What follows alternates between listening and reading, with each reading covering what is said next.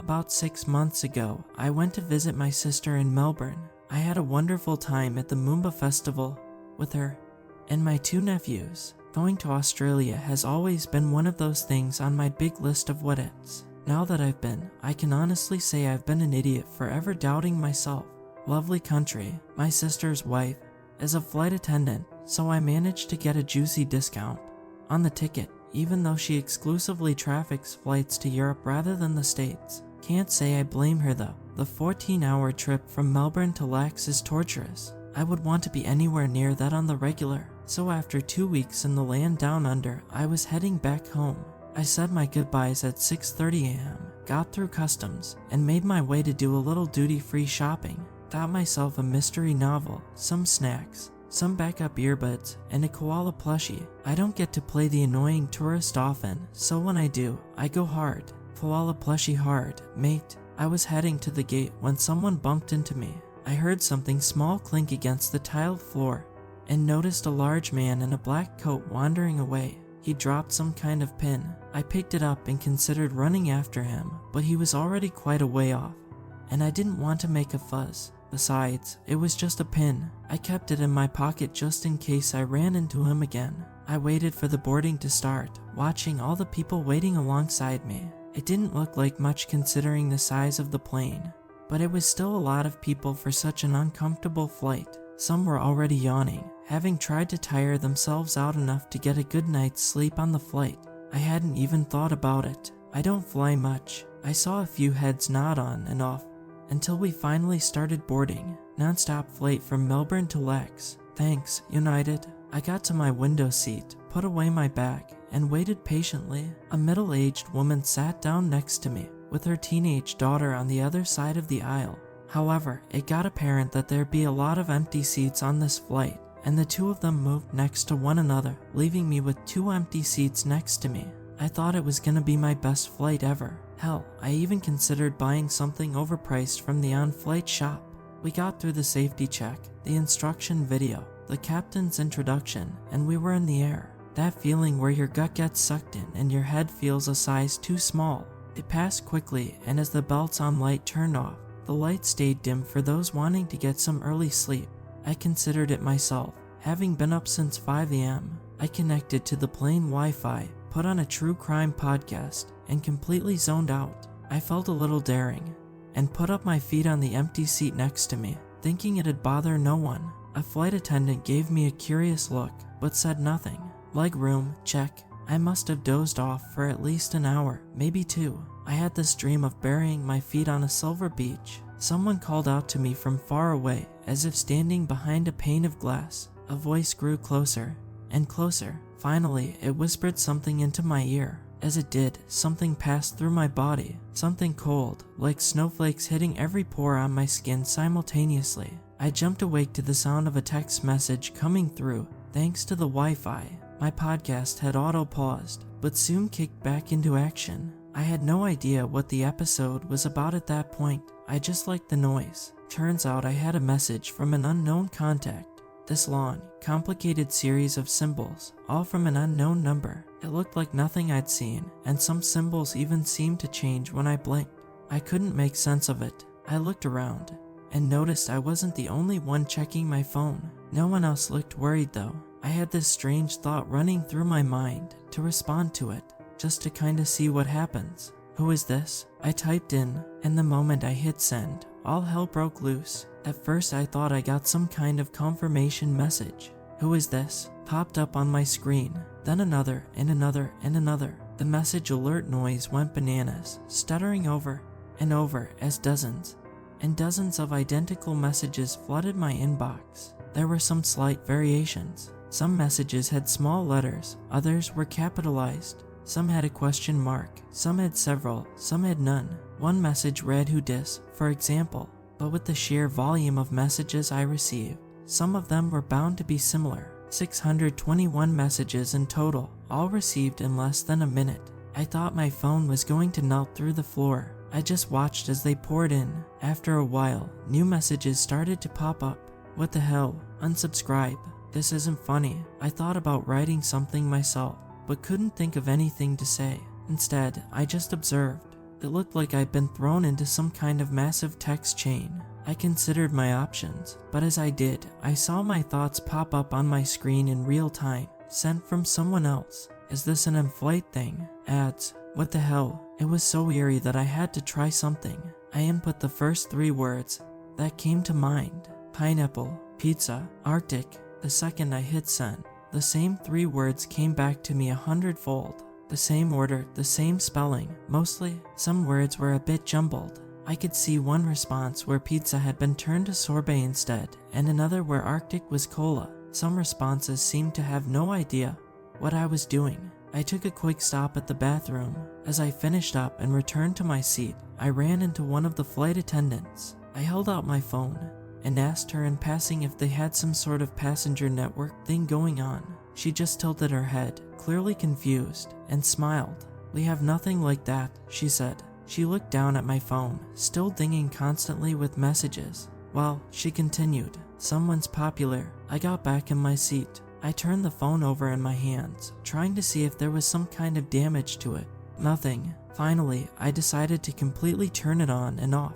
The moment it came back on, I'd missed hundreds of messages. Good thing I have a feature that auto-deletes old messages to make room for new ones. Some of the messages had started to target one another, asking direct and clear questions. "What's your flight?" one asked. "What's your local time?" asked another. And finally, it asked my name. I typed it in and let my finger hover on the send button. As I did, I noticed the number of messages slowed drastically. Finally, as I pushed to send, the messages started coming back, and it was my own name, over and over and over. There were a few exceptions. A few used a nickname from college, and some wrote out my last name as well. A handful used my middle name instead. A few had completely different names that I'd never seen before. I couldn't make sense of it. I could actually feel my pulse rise, as if reacting to some approaching danger. It made me take an extra look around the other passengers, but no one seemed to have the same problem. Most of them were watching Netflix, blissfully unaware. For the next 45 minutes, all I did was sit and watch. Every message, every word, directly taken from the back of my own mind. Like 100 voices, all speaking at the speed of thought, some saying things I hadn't even considered. And, after a while, a picture. I couldn't believe it. I looked at a picture of myself, but one I'd never taken. I also had slightly different glasses, and it seemed to be a different time of day. I just sat there for a minute, gawking like an idiot. As I did, more pictures started pouring in. In some, I was younger. In some, older. In one, I was traveling with an identical twin. In another, with a child. I saw myself with a wife, a husband, my parents. Hell, even a service dog. In one picture, I was obese. In another, I'd lost an arm. I had different ethnicities, different hair, different gender. Like someone had taken the baseline me and just put it all on a slight shuffle. But it was all me. Hundreds after hundreds after hundreds, all me. They shared personal details, addresses, phone numbers, emails, all kinds of things. A lot of them had kids, all named Jonah. I've always liked that name for some reason. As they started sending me videos, I heard my own voice clearly over my headphones. Greetings, questions, nervous laughs, a gallery of all my personal quirks, all at once. They were all trying to figure out what was going on, and I joined the discussion. Somehow, in some way, it seemed that we were all, essentially, the same person. We knew each other's secrets, mannerisms, wants, and needs. We could tell each other's passwords, security questions, social security numbers. Sure, some differed a bit, but most of it was identical. Finally, we all said the same thing. Different letters, similar words, all with the same intent. We are the same person. It was as if for a moment, we all stopped. We were taking it in, digesting the fact. But as we did, a single video popped in. This one looked different. There was no sound. There was barely any light, as the camera shook violently back and forth. I could see panicked faces somewhere in the emergency lit background. Oxygen masks coming down. Then, a sudden light. In that light, the silhouette of a vague, massive humanoid. A lightning strike. In the blink of an eye, everything starts moving. The camera pans, revealing a wide gash forming on the side of the plane, ripping everything from passengers to seating in half.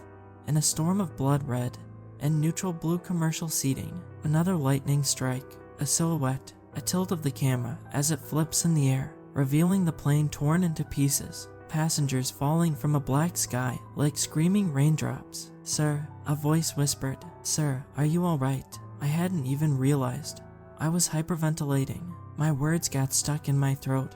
As I pulled up the window cover, we were fine, clear skies, and cumulus clouds as far as my eyes could see. "Sir, I'm, sorry," I said. I had some bad news on the..." I just pointed to my phone and she nodded. She politely asked if she could get me something, but I shook my head and excused myself.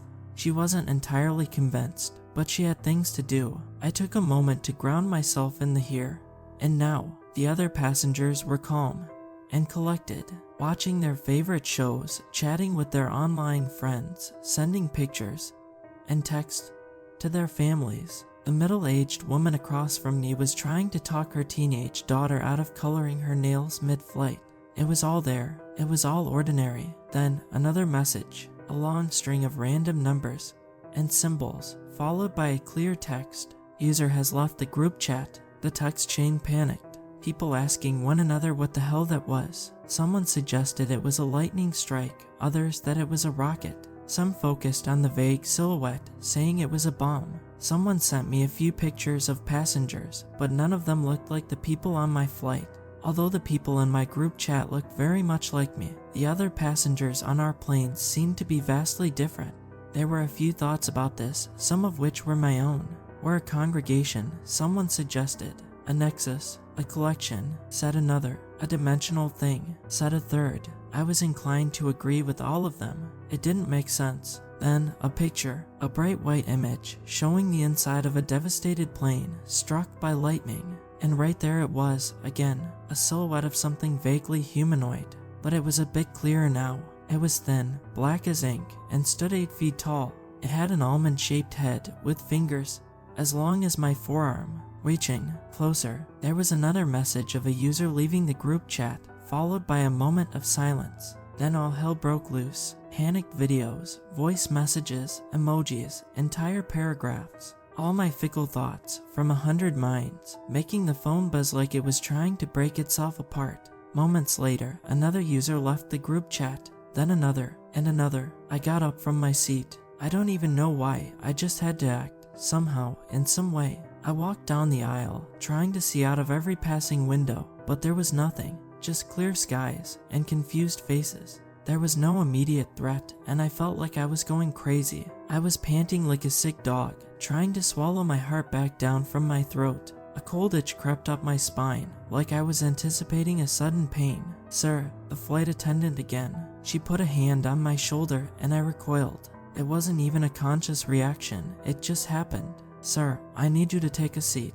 I didn't argue, but I felt like I wasn't done, like I was missing something. Meanwhile, my phone kept buzzing with reminders of people, me, dropping by the dozens. I couldn't stop looking at the screen. Symbols and numbers, all followed by the same sentence, over and over. "User has left the group chat. User has left the group chat. User has left the group chat." I looked up at the flight attendant. I could barely form any words. On my third try, they came through. "They're dying," I wheezed. "They're all dying." 2 more attendants joined her. They escorted me back to my seat. I tried to explain without sounding like a madman, explaining that there was a threat, a storm, that we were on our way straight into something bad. They assured me that we weren't, and that we were looking at a clear sky. They asked me to turn off my phone. At that, I just put it down and looked her in the eye. "I'm sorry," I said. "I'll be quiet. I just need to make sure they're okay. We don't want to take your phone away, sir." "No, I'm sorry, really." "All right then, have a pleasant flight." There was an option in the top right corner of the chat where I could see the number of participants. We were down to 305, more than half of us gone. While I'd been busy talking to the attendants, the others were trying to figure out whatever they could about the lightning strikes and the mysterious figure. Look, one wrote, "Feathers," just before the video cuts off. I see them too. Another joined in. "Feathers, then lightning. Looks like snow." I looked out the window. No feathers. I was safe for now. We compared our local times. Some were ahead with as much as 2 hours, others less so. Some didn't even answer. Every few minutes, another one of us would drop, and I'd feel my heart sink. we started noticing that some of those who were ahead of time were dropping out faster, while those of us who were behind didn't. Every now and then, a picture would come through, or a video. At one point, an auto-playing audio message screeched into my ears, with dozens of tortured souls thrown haplessly through the air. It made me jump, earning me another concerned look from the other passengers. We speculated back and forth. One of them, a version of me traveling with my parents, argued that there was no storm, no lightning. It just came out of nowhere at some point. We figured out that in most videos and pictures, the emergency lights were on, giving us another indicator to look for. Now and again, one of them would panic. Some of them spotted feathers. Some of them had the emergency lights turn on. And shortly after, they left the group chat. The lights in my flight flickered. I burst out of my seat. In a matter of seconds, the lights came back on. The captain's voice came through. "We're experiencing a little turbulence. Please remain seated." Before I had the chance to do anything, I could see the attendants already heading my way. I sat back down. I put my phone back in my pocket, but they held up a hand. "Sir, please empty your pockets." She held up a sick back, asking me to put it all away. Every syllable of protest I managed to spit out got immediately shut down. They were done with me, and they were only asking nice one more time. I did as I was told, putting down my wallet, phone, keys, and the pin I'd found at the airport. Strange little thing, looked kind of like a reverse sunflower, with a bluish tint. "You'll have this returned before the end of the flight," she continued. "Please enjoy a movie, or take a nap. We'll get you a hot drink, sir." I sat down, and they handed me a blanket and a cup of coffee. I got to borrow a pair of headphones. I asked if it was alright for me to put my legs up on the empty adjacent seat again, which they agreed to. Luckily, they didn't know about the tablet and my carry-on luggage. I brought it out, hiding it at an angle using the blanket they'd handed me. I plugged the headphones into the movie screen, putting on a cheesy mid-2000s family-friendly comedy, but turning the volume to mute. Using my spare case of earbuds, I could stream the chat sound from my tablet. All the attendants would see was a scared passenger bundled up in a blanket. I connected back to the Wi-Fi and found that this pad also had the group chat available, almost like it was bound to me as a person rather than the electronic device itself. We were down to 104 people. I hurried to read up on what they'd gathered. Apparently, time differences didn't matter. There was no set point when it would happen. Some had been ahead of me, some behind. But it all started the same way. Feathers falling from the sky, emergency lights, followed by violent, blood-curdling upheaval. Every now and then, a new picture would be sent. The same ink-black silhouette, long fingers reaching. And in every picture, in every frame, it would seem to get a little closer. It was coming after not me as a person, but me as a concept.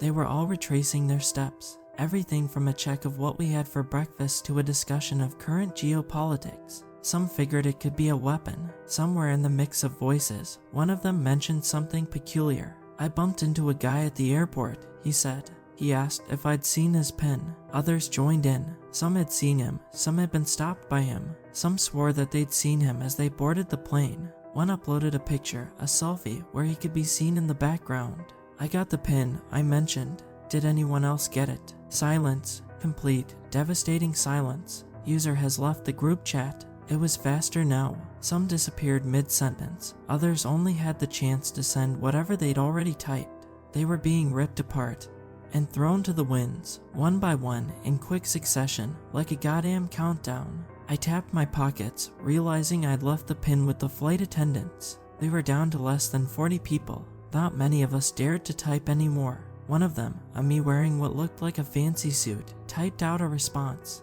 "We're screwed," he wrote. "I know what it is. If you got it, you got to get rid of it. Out of the plane. It can attract lightning." "How?" I responded. "We're on a goddamn plane." His voice came on as he live recorded a voice message. I could tell he was stressed. His voice strained. My voice strained. "You can superheat it," he said. "It's hyperconductive. Probably the most conductive material there is. Heat it and get rid." He left the group chat. They all responded, asking me to throw it out the door, burn it, melt it, flush it, to do something with it. If there was a chance that this thing, that only I seemed to have, was the reason for any of this, I had to do something. They all begged me.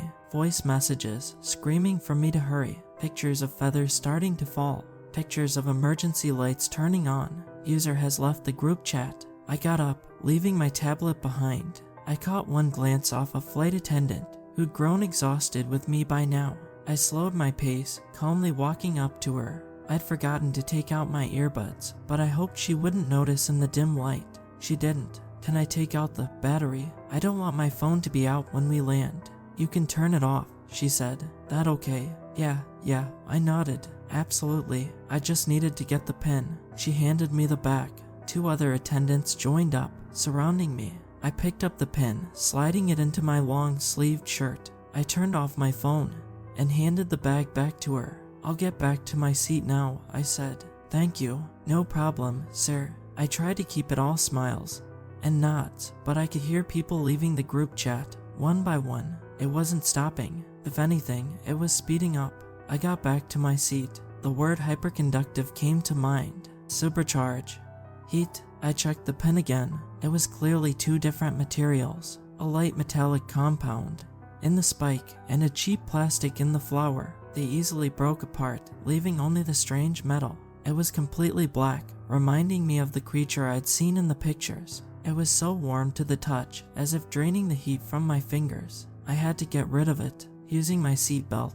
As a sort of pincer, I carefully pushed the pin into one of the charging ports. In a heartbeat, the plane went dark. My tablet exploded with messages. They were all experiencing it. In every version, from every iteration of me, we all felt it. Their emergency lights came on, and then they came on for me too. The pin was glowing, having been charged in a way I couldn't quite understand. But it wasn't warm anymore, it was almost cool. I accidentally touched the side of my seat with it, and the armrest just melted like butter. Looking at the window, a desperate idea came to mind. And outside, I could see feathers passing us by, like snow. There was a rumbling noise. I wasn't the only one on the plane feeling it. Murmured voiced, loud exclaims, worried questions, and answers, flying back and forth. A captain barely heard over the electrically fried speaker system. I could feel my seat shaking as someone moved behind me. The middle-aged woman across the aisle kept looking back and forth, searching for answers, her teenage daughter finally putting away her nail polish. The rumbling got worse. People were getting up from their seats, screaming at one another and the attendants. Lights were flickering on and off. The hair on my arms stood up, as if an electrical charge was pulling them up. I pushed the heated pin against the airplane window. It went right through like it was nothing. The pin got sucked out with a whistling noise. For a moment, I thought it was over, that we'd done it. Seconds later, a silent lightning bolt from a clear sky shook the plane, throwing everyone off balance. And there, in the light of an instant, I saw the same creature that had haunted me in Worlds Untold. That vague, humanoid nothing, reaching, but further away, disappearing. I was thrown to the floor, scratching my elbows on the rough blue economy class carpet. Some people fell over, others collapsed into the aisle. Bags shook back and forth in the overhead compartments. The whistling from the window was getting worse. In the chaos, I managed to snag some nail polish from the teenager across the aisle. She dropped the bottle as the plane shook. I crawled up on my knees and used it to seal the pin-sized hole in the window, trying to stop any serious depressurization. I stayed there on the floor, trying to catch my breath and my mind. There were no messages coming from my tablet. I was the only one left in the group chat. We had to make an emergency landing in Honolulu. We were all shuffled out as an emergency standby crew cleared us, one by one. We were asked to sign some insurance papers. I could see people shaking and crying into their phones, begging not to have to get back on a plane ever again. Someone tapped me on my shoulder. I turned to see the man in the dark coat, a tall bald man with peculiar facial features, a hawk-like nose, and ink-black eyes, contrasting a sickly pale complexion. "Can I have my pin back?" he asked. I lost it," I said. He gave me a long, curious look. He was searching for the right words, but didn't make much progress. Then, as if a light came on in his mind, he smiled at me. "That's okay." Moments later, he was gone. I never saw him again. They were all talked to. I didn't know how to explain what I'd experienced, so I just implied that something damaged the window from outside. There was no reason not to believe me. Thinking that I'd gotten some kind of hyperdimensional premonition was not on the table. Eventually, I got home as if nothing ever happened.